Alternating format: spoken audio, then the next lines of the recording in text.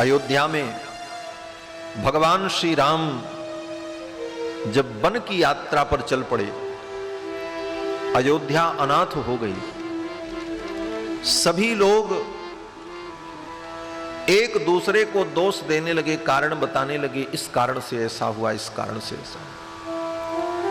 श्री भरत जी महाराज जब आए तो भरत जी से पूछा गया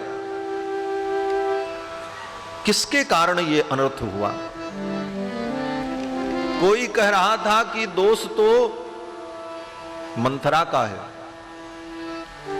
मंथरा ने अगर बुद्धि न बदली होती तो कैकेयी जी वरदान न मांगती, दोष तो मंथरा का है। कुछ लोगों ने कहा नहीं नहीं, मंथरा का दोष नहीं है, दोष तो कैकेयी महारानी का है। क्यों? बोले मंथरा तो नौकरानी थी, एक नौकरानी की बात को महारानी ने मान क्यों लिया? महारानी को विचार करना चाहिए। दूसरे लोगों ने कहा नहीं, महारानी कैकेयी का भी दोष नहीं। बोले किसका दोष है? बोले दोष तो महाराज का है।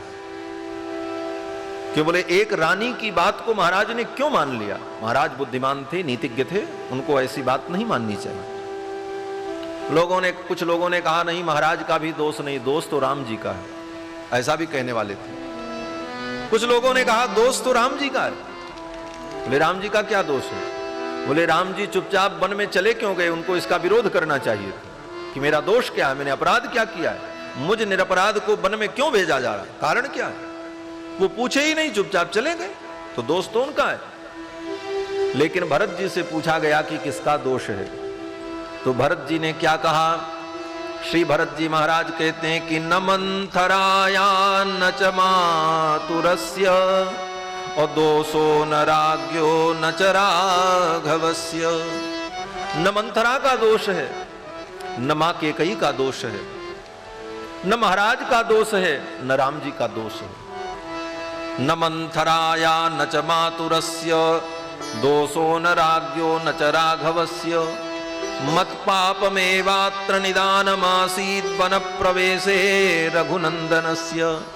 मेरा ही पाप रघुनंदन के वन प्रवेश में कारण है, मेरे पाप के कारण ही राम जी को वन में जाना पड़ा। लोगों ने कहा भरत तुम तो थे ही नहीं, तुम अपने को दोषी क्यों मानते हो? ये जब अनर्थ हुआ तो तुम यहां थे भी नहीं, तुम्हें तो पता भी नहीं था। भरत जी ने कहा नहीं, दोष मेरा ही है, मेरे पाप के कारण राम जी को वन में जाना पड़ा। बोले तुम्हारा क्या पाप हो सकता है? भरत जी कहते हैं मैं पापी हूं, मैं अगर कैकेयी का पुत्र न होता तो मेरे लिए कैकेयी वरदान क्यों मांगती? कारण तो मैं हूं, मुझ पापी के कारण ही राम जी को वन में जाना पड़ा। मोहि समान को पाप निवासु जेहि लगी सी राम वनवासु। मेरे समान पापी कौन होगा जिसके कारण श्री सीता रामचंद्र जी को वन में जाना पड़ा।